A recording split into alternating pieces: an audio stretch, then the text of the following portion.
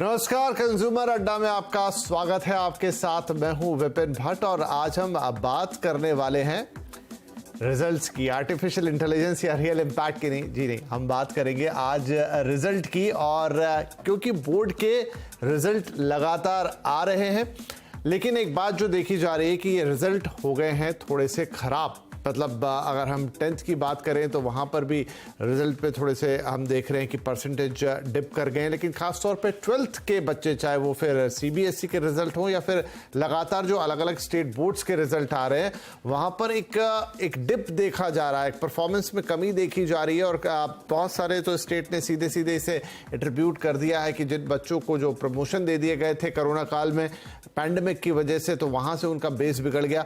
और बहुत सारी बातें ऐसी आ रही हैं, तो उस पर नज़र डालेंगे कि क्या वाकई में कोरोना में जो 1 या 2 साल बच्चों के स्टडी फ्रॉम होम या स्कूल ना जा पाने की वजह से रहे, उसमें बहुत सारे इश्यूज पैदा हो गए। और अब उनका जो नतीजा है, उनका जो रिजल्ट है, वो ये है कि एक्चुअल रिजल्ट खराब हो रहे हैं। तो नज़र डाल लेते हैं पहले कि हुआ क्या है, किस बोर्ड के रिजल्ट कैसे आए हैं।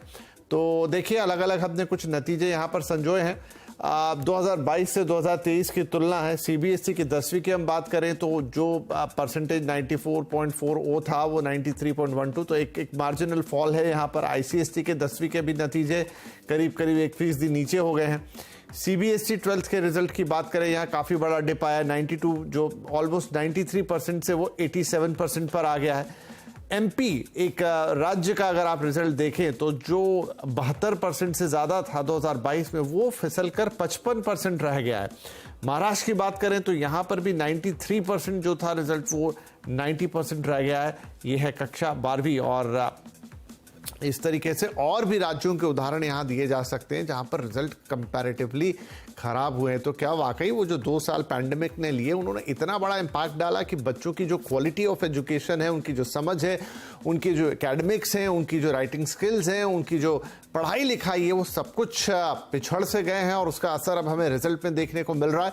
तो यही आज एक पड़ताल करने की कोशिश करेंगे। और क्या ये इम्प्रूव हो पाएगा, या इन बच्चों को जिन्होंने ये वक्त गुजारा है इस ड्रॉबैक का, इस जिंदगी भर अपने जो करियर है या जो उनकी आगे की चीज़ें हैं, आगे की पढ़ाई है, उसमें एक दिक्कत के तौर पे उसका सामना करना पड़ेगा। यही सारी बातें आज हम करेंगे। और इसके लिए हमारे साथ कुछ खास मेहमान हैं। कार्यक्रम में शामिल हो रहे हैं डीपीएस साहिबाबाद की डायरेक्टर ज्योति गुप्ता, बिरला पब्लिक स्कूल के प्रिंसिपल और एकेडमिक डायरेक्टर हरीश संदुजा, और एजुकेशनिस्ट डॉक्टर ब्रजेश महेश्वरी। आप सभी का बहुत बहुत स्वागत है। तो यहाँ पर हम शुरुआत करते हैं ज्योति जी आपसे। ये जो रिजल्ट मैंने अभी डिस्क्राइब किए, चाहे वो सीबीएसई के हों, चाहे आईसीएसई के हों, चाहे अलग अलग स्टेट बोर्ड्स के हों, क्या आपको भी लगता है कि वो जो पैंडेमिक के 2 साल गए, वहाँ पर बच्चों का जो एक तरह से नींव कमज़ोर हुई या जो भी उनके साथ बीता, उसके अब आफ्टर इफेक्ट के तौर पे रिजल्ट नज़र आ रहे हैं? बिल्कुल। जो बच्चे इस बारी 12वीं में आए हैं, उन बच्चों ने ना तो 10वीं का बोर्ड दिया था, ना ही उन्होंने 11वीं जो है वो स्कूल में एक रेगुलर तौर पे करी थी। इनफैक्ट जब चॉइस दी गई थी बच्चों को कि आप ऑनलाइन या ऑफलाइन दोनों में से कोई भी एग्जाम दे सकते हैं, तो बच्चों ने सबने ऑनलाइन ही ऑप्ट किया था। बहुत कम बच्चों ने ऑफलाइन ऑप्ट किया था। और इनफैक्ट उस वक्त उनके पेरेंट्स स्कूल के पास ये भी दुहाई लेके आ जाते थे कि आप लोगों को बच्चों के एग्जाम्स की चिंता है, उनके लर्निंग गैप्स की चिंता है, आपको उनकी सेहत का भी ख्याल रखना चाहिए। और काफी सारी डिबेट्स हम लोगों ने उस वक्त भी इस बात पे करी थी कि क्या बच्चे स्कूल में सेफ हैं या नहीं है। और सबका यही कहना था कि पढ़ाई तो होती रहेगी, ये जो इस वक्त बच्चों की सेफ्टी ज्यादा जरूरी है। और जो कि उस वक्त ठीक भी था, जैसे सर्कमस्टांसेस होते हैं वैसे डिसीजंस लेने पड़ते हैं। पर एज एजुकेशनिस्ट हमने हमेशा यही कहा, और खासतौर पे मैंने भी आपके प्लेटफॉर्म से भी यही कहा था कि जो लर्निंग गैप्स इस वक्त बिल्ड इन हो रहे हैं, उसका जो रैमिफिकेशन होगा वो बहुत लॉन्ग स्टैंडिंग होगा। और उस वक्त बच्चों की भरपाई इस चीज की करनी बहुत मुश्किल होगी। और उसको हमने इस बारी रिजल्ट के तौर पे देखा कि जो बच्चे परफॉर्मेंस में बहुत अच्छा किया करते थे, 100% उनको सिलेबस आता था, और स्कूल में जब वो पढ़ाई करते थे, क्योंकि 10th 11th 12th ये सारे कॉन्सेप्ट्स रिलेटेड होते हैं, तो जो एक नींव कच्ची रह जाती है, उसका परफॉर्मेंस पे फर्क आता ही आता है। सो जब बच्चे 10th का एग्जाम देते हैं तो वो पहली दफा मेहनत करनी सीखते हैं, और पहली दफा वो 3 घंटे का 3.5 घंटे बैठ के 3 घंटे का पेपर देते हैं और उनको सीरियसनेस समझ में आती है। जब इन्होंने इस वक्त 12वीं का इम्तिहान दिया है तो उनको पढ़ना ही नहीं आता था। जितने उनके लर्निंग गैप्स थे उनको पूरा करते करते हमें पूरा का पूरा साल लग गया, और अभी जो कमिंग 12th है उसमें भी बहुत कमी हमें देखने को नजर आ रही है। तो बच्चों को संभालना ही बहुत मुश्किल हो पा रहा है, और ये सिर्फ अकेडमिक्स की बात नहीं है, उनकी मेंटल हेल्थ, उनका फिजिकल हेल्थ, उनका आपस में सोशल स्किल्स, उनकी थिंकिंग स्किल्स, उनकी इमोशनल स्किल्स, सब चीजों को एक तरह से पूरे तरीके से देखना, एक 360 डिग्री जो मापदंड में अगर हम देखेंगे तो बहुत फर्क नजर आ रहा है। इसलिए अब मैं बच्चों को ये कहना चाहूंगी कि जो हुआ सो हुआ। अगर आप कुछ इम्प्रूवमेंट देना चाहते हैं तो अभी भी वक्त है, आप अपने फॉर्म्स भर सकते हैं, आप इम्प्रूवमेंट दे सकते हैं। पर ये सिर्फ सीबीएसई या 1 या 2 बोर्ड्स की बात नहीं है, पूरी कंट्री का ही नहीं, पूरे वर्ल्ड का यही रिजल्ट रहा है। मैं हाल ही में अभी यूएस की सारी यूनिवर्सिटीज विजिट करके आई हूँ, तो पूरा वर्ल्ड इस चीज की बात कर रहा है कि लर्निंग गैप्स हैं और बच्चों को नुकसान हुआ है। तो अब ये टाइम जो है वो नुकसान पूरा करने का है। जी बिल्कुल। तो हम उस पे आते हैं मैम कि वो नुकसान, राइट, कि वो नुकसान पूरा कैसे होगा? क्या ये एक दंश की तरह रह जाएगा? क्या एक स्टैंप हो जाएगा कि आप कोविड बैच के लोग हैं, या वो ठीक भी हो पाएगा कभी? हरीश जी, तो बहुत सारी चीजें हैं जो पॉइंट आउट की गई है कि बच्चों के कंसेप्ट जो हैं वो पूरी तरह बने नहीं। बहुत सारे बच्चों को तो लिखने की जो आदत है वो छूट गई, और बच्चों के अंदर जो राइटिंग स्किल्स हैं वो नहीं, वो स्पीड नहीं पकड़ पा रहे हैं। क्या ये बातें कुछ एक बच्चों के लिए सच है, या फिर अमूमन मेजर कैटेगरी में ये बच्चों के लिए एक प्रॉब्लम बन गया? आई थिंक बच्चों का अगर रिजल्ट देखा जाए, जैसा अभी आपने डेटा के बेसिस पे दिखाया कि last year it was 92% CBSE में, और इस साल पास परसेंटेज हैज डिप्ड टू 87%। जो अच्छे स्कूल्स थे उन लोगों ने अपने आप को इस पूरी चीज के अगेंस्ट कुछ हद तक बच्चों की तैयारी करवाई थी, बट इन जनरल इम्पैक्ट तो था ही, क्योंकि जैसे ज्योति मैम ने कहा कि बच्चे, ये वाले बैच ने कभी बोर्ड एग्जामिनेशन पहले दिया नहीं था 10th में, और ये डायरेक्टली 12th में ही first time board examination face कर रहे थे। इसके अलावा there are multiple other factors कि सीबीएसई और अदर बोर्ड्स धीरे धीरे जैसे हमारी एनईपी इनटू प्लेस आ रही है, और साथ साथ कॉम्पिटेंसी बेस्ड क्वेश्चंस का भी चलन बढ़ गया है। तो एक्चुअली सिर्फ bookish knowledge is not very important now. आपने जो कुछ पढ़ा है उसको इम्प्लीमेंट करना और अप्लाई करना भी आना चाहिए। तो उस तरह के क्वेश्चंस अब सीबीएसई में आने लगे हैं, तो उसके कारण भी बच्चों को थोड़ी दिक्कत हुई। लेकिन ये इन लाइफ, ये इन जनरल बहुत बढ़िया चीज है जो हो रही है, क्योंकि सिर्फ रट लेने से कुछ चीज समझ में नहीं आती। आई थिंक जो सीबीएसई कर रहा है कॉम्पिटेंसी बेस्ड क्वेश्चंस का इंक्रीमेंट, वो बच्चों के लिए अच्छा चलेगा और इट विल बी बेनिफिशियल। लेकिन यस, इन बच्चों को ये इम्पैक्ट डेफिनेटली हुआ है कोविड का, क्योंकि वो स्कूल्स में नहीं थे, और स्कूल्स में नहीं होने के कारण जो direct 1-to-1 face to face teaching होती है उसका जो एब्सेंस रहा साल भर, और इनफैक्ट 2 साल, उसके कारण इन बच्चों को काफी हद तक लर्निंग गैप्स आ गए। अब उन लर्निंग गैप्स को ब्रिज करने के लिए डेफिनेटली सारे स्कूल्स अपनी कोशिश कर रहे हैं, लेकिन ये बैच जो इस साल बोर्ड एग्जामिनेशन दिया है, I think we should try and help them कि अब जिन बच्चों की वो उस चीज पे हमारा एक फोकस होगा कि क्या करना चाहिए, तो कि ये बच्चे क्या जिंदगी भर इस चीज को कैरी करेंगे कि वो वीक रह गए या उनके टाइम पे कोविड था, लेकिन डेफिनेटली क्या करना चाहिए उस पर फोकस करते हैं। लेकिन उससे पहले ज्योति जी, मैं पढ़ रहा था कि जहां पर कुछ बोर्ड्स हैं, जैसे फॉर एग्जांपल एमपी बोर्ड, उन्होंने कोई रुक जाना नहीं नाम की स्कीम निकाल दी तुरंत ही। उन्होंने एक्सेप्ट किया कि रिजल्ट बिगड़ गया है, उनका 10th का रिजल्ट तो और भी खराब रहा है, जहां पासिंग परसेंटेज 63 के आसपास कुछ आ गया। तो वो एक दोबारा मौका देना चाहते हैं बच्चों को री एग्जामिनेशन के लिए। पर क्या इससे कुछ फर्क पड़ेगा? शायद रिजल्ट इंप्रूव हो जाएंगे, या एक सही तरीका है, दे देना चाहिए? मैं कहूंगी कि बच्चों को हमेशा एग्जाम देके उसको पास करके ही आगे बढ़ना चाहिए। तो सीबीएसई में भी अब हम लोग वर्ड फेल यूज नहीं करते, हम लोग कहते हैं असेंशियल रिपीट। अब वो असेंशियल रिपीट चाहे एक सब्जेक्ट में है चाहे सभी सब्जेक्ट्स में है, एक लेबल नहीं लगाना चाहते बच्चों पे।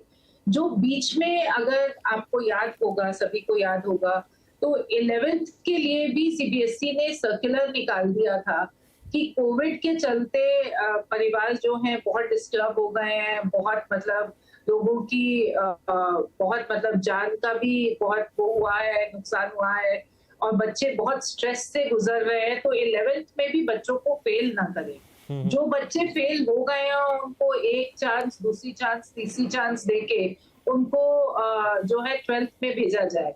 तो ये वही बच्चे हैं जिनको अभी उस वक्त अगर हमने आगे भेज दिया था, जो अभी आके अटक गए हैं।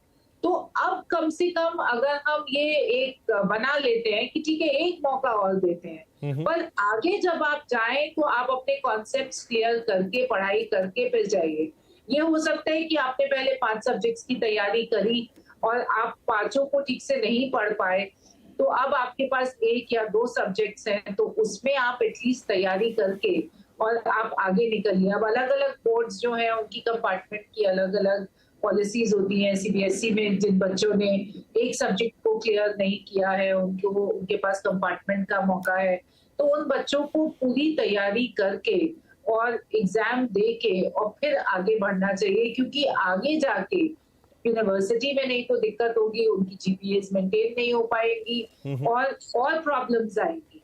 तो सॉल्यूशन तो यही है कि थोड़ा मन लगा के पढ़े। अब ये कोई रॉकेट साइंस तो है नहीं, और 33% या 40% या 50% मार्क्स आना कोई बहुत बड़ी बात, मुश्किल नहीं होती है। तो बच्चों को अपने कॉन्सेप्ट्स क्लियर करके अपने स्कूल के टीचर्स के पास वापस जाके 1-on-1 उनसे पढ़ाई करके और फिर ये इम्तिहान जरूर देने चाहिए और जरूर क्लियर करना। ठीक है, तो आप कह रही कि एक अच्छी पहल है अगर ऐसा एजुकेशन बोर्ड डिसाइड करते हैं कि वो बच्चों को एक मौका और देना चाहते हैं अपने रिजल्ट को इम्प्रूव करने के लिए। ब्रजेश जी, लेकिन ये तो हम बातचीत इसलिए कर रहे हैं क्योंकि बोर्ड के एग्जामिनेशन है, उनके रिजल्ट हैं, जब आते हैं तो बड़े पैमाने पर न्यूज़ बनते हैं, छपते हैं, सबको पता चलता है। लेकिन ये तो हर क्लास में, जो बच्चा जिस क्लास में रहा होगा, हम बहुत छोटी कक्षाओं को छोड़ दें, लेकिन अगर मैं 5वीं के बाद से पकड़ लूँ, क्योंकि हर क्लास के बेस पर अगली क्लास में आप जाते हैं, तो उन क्लासेस के माफ़ कीजिएगा साथ भी हुआ होगा जो बच्चे 5th 6th में रहे होंगे, 6th 7th में रहे होंगे, 7th 8th में रहे होंगे।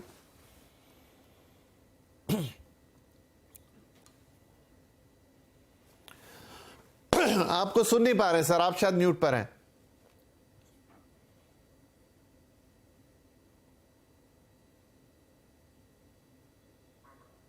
अब आ रही मेरी आवाज? हाँ जी, आ रही। मैं कह रहा हूं कि बेसिक पढ़ाई का जो तरीका था वो बदल गया। 2021 में जो बच्चे थे 2023 में बोर्ड का एग्जाम दिया, उनका कोई सा भी सेक्शन हो, साइंस हो कि कॉमर्स हो कि आर्ट्स हो, लेकिन मेन पढ़ाई का तरीका था वो बदल गया। बच्चों ने एक तो 10 का बोर्ड का एग्जाम 2021 में दिया ही नहीं, क्योंकि नहीं तो ब्रजेश जी, वो तो हमने काफी बात कर ली बोर्ड एग्जाम की। मेरा ये पूछना है कि ये तो बोर्ड एग्जाम की क्लासेस तो इसलिए इतनी चर्चा में आती है क्योंकि हम उसकी इतनी बात करते हैं, उसके रिजल्ट बड़े पैमाने पर मेरा मानना है कि हर क्लास इंपॉर्टेंट है। जिसने 6-7 ढंग से नहीं पढ़ी उसको 7th 8th समझ में नहीं आएगी, जिसने 7th 8th में ढंग से काम नहीं किया उसको शायद 10th में दिक्कत आ जाए, सिंपल इंटरेस्ट ही समझ में ना आए, ट्रिग्नोमेट्री ही समझ में ना आए।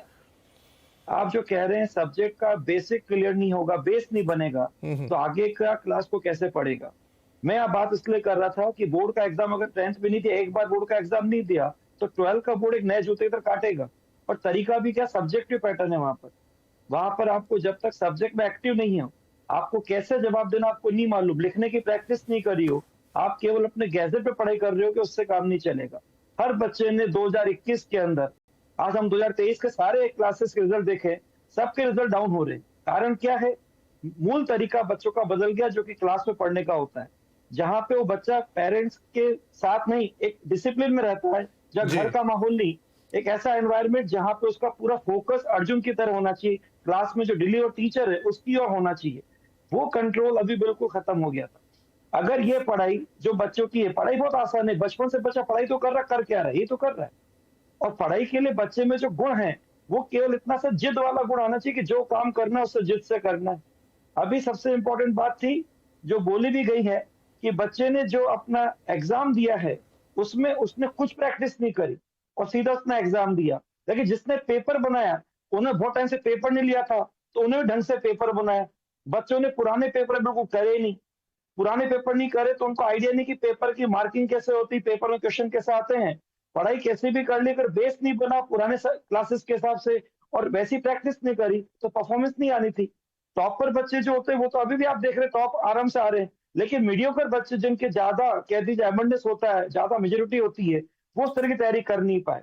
कभी नहीं है सर, मुझे ब्रेक लेना होगा क्योंकि मुंबई के रिजल्ट की बात करूं तो जो 90% सो कॉल्ड क्लब होता था जहां पर लास्ट एकेडमिक्स में 10,000 बच्चे थे वो गिर के 7,000 पर आ गया, तो टॉपर्स भी नीचे आ गए, सब पे इंपैक्ट आया है। जो टॉप पे था वो टॉप से नीचे आया और जो मिडिल में था वो और नीचे चला गया। चलिए एक छोटा ब्रेक लेते हैं, लेकिन ब्रेक के बाद कुछ कुछ बातें तो हमने की कि भाई ठीक से फिर से पढ़ लें, एक दोबारा मौका, लेकिन और क्या, क्योंकि एक लॉन्ग लाइफ, स्कूल तो अभी खत्म हो जाएंगे लेकिन हो सकता है बच्चों के ऊपर वो कोविड वाला इंप्रेशन उनकी जिंदगी भर रहे, तो क्या उसके लिए करना चाहिए, वो उस माइंडसेट से कैसे बाहर आए। अपने एकेडमिक्स तो उनको सुधारने ही सुधारने हैं, लेकिन अपना माइंडसेट भी इंप्रूव करना पड़ेगा कि नहीं भाई ऐसा नहीं कि मेरे 2 साल खराब हो गए तो मैं जिंदगी भर पिछड़ा रहूंगा, उस पर कैसे काम होगा, वो चर्चा इस छोटे से ब्रेक के बाद। तो बैक टू बैक सारे बोर्ड एग्जाम्स के रिजल्ट्स आ रहे हैं, चाहे वो सीबीएसई हो, आईसीएसई हो या फिर स्टेट बोर्ड्स हो, और इस बार एक कॉमन चीज देखी गई है कि सबके रिजल्ट, ज्यादातर जगह पर रिजल्ट जो है वो पिछले साल के मुकाबले डिप कर गए और जिम्मेदार माना जा रहा है कोविड को। और ब्रेक से पहले हमने बातचीत की तो हमारे एक्सपर्ट्स भी कह रहे हैं कि हाँ उसका एक इम्पैक्ट आता हुआ दिख रहा है, लेकिन अब इस इम्पैक्ट को दूर कैसे करेंगे, फटाफट कुछ टिप्स लेते हैं। हरीश जी, तो क्या करना चाहिए? जो सर मैंने ब्रेक से पहले कहा कि बात सिर्फ ये नहीं है कि नंबर इंप्रूव हो जाएंगे या परसेंटेज बढ़ जाएंगे, बात यह है कि आपके दिमाग पर एक जो छाप छूट गई है बच्चे के, उससे वो कैसे बाहर निकलेगा। सबसे पहले तो स्कूल्स को ये करना चाहिए कि जो उनके एनुअल एग्जामिनेशंस होते हैं या इंटरनल एग्जामिनेशंस होते हैं, उनके क्वेश्चन पेपर्स को जब टीचर्स करेक्ट करते हैं तो they must try to find out कि कॉमन एरर्स क्या हैं और कौन से टॉपिक्स ज्यादा मुश्किल लग रहे हैं बच्चों को। जैसे ग्रेड 5 में हो सकता है बच्चे एलसीएम ठीक से ना कर पा रहे हों, और हो सकता है कि वो सिमिलरली ग्रेड 6 में कोई और टॉपिक हो या लिनियर इक्वेशंस हो या कुछ ऐसे इंपॉर्टेंट टॉपिक्स स्कूल्स को आइडेंटिफाई कर लेने चाहिए जो बहुत ही क्रिटिकल हैं अगली क्लास के लिए। और अगर उन टॉपिक्स में बच्चे अच्छा नहीं कर पा रहे तो जैसे ही बच्चे नेक्स्ट क्लास में जाते हैं उन टॉपिक्स की फिर से एक बार रिवीजन और वर्कशीट्स होनी चाहिए, और पेरेंट्स को उन टॉपिक्स के बारे में अवेयर कराना चाहिए कि as a school we are looking at it कि ये टॉपिक्स बच्चे नहीं कर पा रहे हैं and it can be an impact of Covid जो बच्चे के लिए लॉन्ग टर्म इम्पैक्ट रख सकता है। तो ये data analysis of the assessment जो हम बच्चों की करते हैं, असेसमेंट खत्म होने के बाद ये डेटा एनालिसिस बहुत इंपॉर्टेंट है to find out learning gaps. और फिर जब वो लर्निंग गैप्स आइडेंटिफाई हो जाएं तो उनको ब्रिज करने की प्रोसेस स्कूल को स्टार्ट करनी चाहिए, making the parent aware also, that is one. उसके अलावा जो काम करना है उनको वो ये है कि हमारे को बच्चों के साथ बैठ करके जनरली अगर उनकी हैबिट छूट चुकी है हार्ड वर्क करने की, या जैसे एमसीक्यू जब बच्चे कर रहे थे कोविड टाइम्स में तो लॉन्ग आंसर क्वेश्चंस लिखने की आदत छूट गई थी जी। तो वो आदतें फिर से रीबिल्ड करनी होंगी so that they are all in the same pace and frame of working things. So ये 2-3 स्टेप्स करना बहुत जरूरी है पेरेंट्स और बच्चों के। ठीक है, तो ज्योति जी क्विकली, क्योंकि अब समय मेरे पास बिल्कुल ऑलमोस्ट खत्म हो गया, आपकी तरफ से कोई टिप्स कैसे बच्चे इंप्रूव करें और ऐसे भी कि उनका कॉन्फिडेंस भी ऊपर जाए। तो जैसे सबसे पहले सीबीएसई ने एक डायग्नोस्टिक टेस्ट्स बनाए हैं, टेस्ट आइटम्स बनाए हैं जिसको कि सब स्कूल्स को अडॉप्ट करना चाहिए। डायग्नोस्टिक टेस्ट आइटम जो है वो ये बताते हैं कि बच्चों ने इस दौरान क्या मिसकॉन्सेप्शंस पाली हैं और कौन से कॉन्सेप्ट्स उनको जो है वो ठीक से समझ में नहीं आए हैं। अभी हरीश जी ने बहुत अच्छे से समझाया किस तरीके से पूरी एनालिसिस करनी चाहिए और स्कूल्स को इस पे फोकस करना चाहिए कि बच्चे जो हैं वो नेक्स्ट क्लास में तब तक ना जाएं जब तक कि उनके कॉन्सेप्ट्स पहली क्लास के क्लियर ना हो जाए। जो कॉम्पिटेंसी बेस्ड एजुकेशन की हम बात कर रहे थे वो एक्चुअली आउटकम बेस्ड एजुकेशन है। लर्निंग आउटकम्स जो है वो बच्चों के एज अप्रोप्रिएट होते हैं, चाहे वो नर्सरी का बच्चा हो या 12th का बच्चा हो। और अगर बच्चे में कोई लर्निंग डिसेबिलिटी नहीं है तो सभी बच्चों को वो लर्निंग आउटकम्स जो है वो अटेन करने चाहिए। तो सभी टीचर्स जो क्लासरूम में होते हैं या जितने भी प्रिंसिपल्स हैं सबको ये इंश्योर करना चाहिए कि लर्निंग आउटकम सब बच्चे अटेन करें, चाहे वो क्लास वर्क के रूप में करें, चाहे वो होमवर्क के रूप में करें, चाहे वो टेस्ट के माध्यम से करें या वो पेन एंड पेपर के हिसाब से करें या प्रोजेक्ट्स के हिसाब से करें। They all have to attain the learning outcomes. एक दफा वो इंश्योर हो गया, डायग्नोस्टिक टेस्टिंग हो गई, तो बच्चे इस चीज से उभर आएंगे और आगे आने वाले जो बैचेस है उनका इतना बुरा हाल नहीं होगा जितना इस साल के बैच का बिल्कुल ये हुआ चीजें।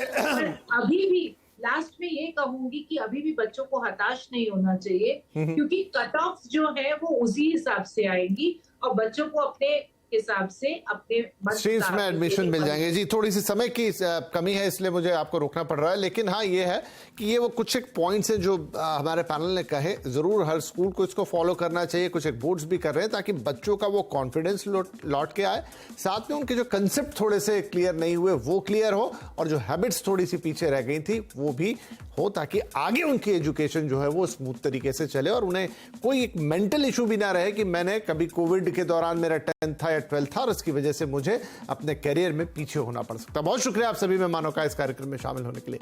नमस्कार।